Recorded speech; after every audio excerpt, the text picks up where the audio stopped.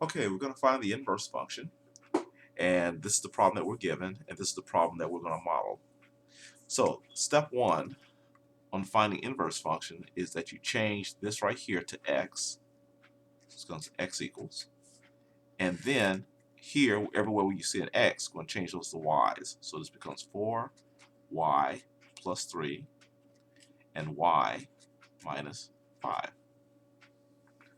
All right, now from here we're going to solve for x. So I want to make this into a simple fraction on both sides. So let's change this to x over 1 equals 4y plus 3 over y minus 5.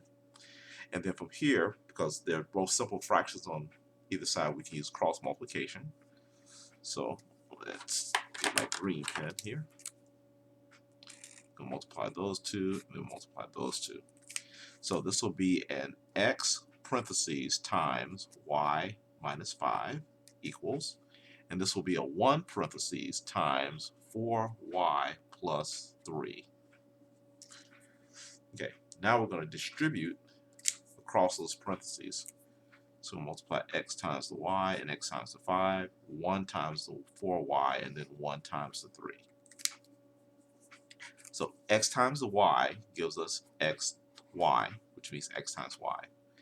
X times negative 5 is written this way, negative 5 and x equals 1 times 4y will give us 4y, and 1 times 3 will give us a positive 3. Now, we want everything that has a y to be on one side and everything that doesn't have a y to be on the other side. So this has a y, so this will stay here. This doesn't have a y, so we're going to transfer this here. Now, when we transfer from one side to the other side, it goes from positive to negative or negative to positive. So the positive 4y, when we put it over here on this side, it'll become a negative 4y. And the negative 5x, when we put it on the other side, it'll become a positive 5x. So this is what we get.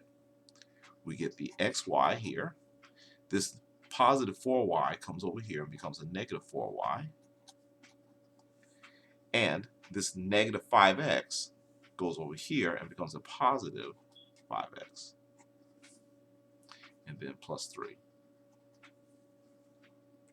Okay, from there, we have all our y's on one side. This is xy, and this is a 4y, or negative 4y. And since all the y's are on one side, we can factor those out. And we're going to factor these out as, it factors out as a y here, and then parentheses, and you get your x minus 4. X minus 4. And that equals 5x plus 3. Now from here, we're going to get the y completely by itself by dividing by this x minus 4 on both sides. So we're going to divide here by x minus 4 and divide here by x minus 4. As a result, these two will cancel and we'll get just the y. On the other side, we're going to get 5x plus 3 all over x minus 4. Now, at this process, we're actually finished solving for y, because you have y here, and there's the answer. But we're going to call this the inverse function for 5x plus 3 all over x minus 4.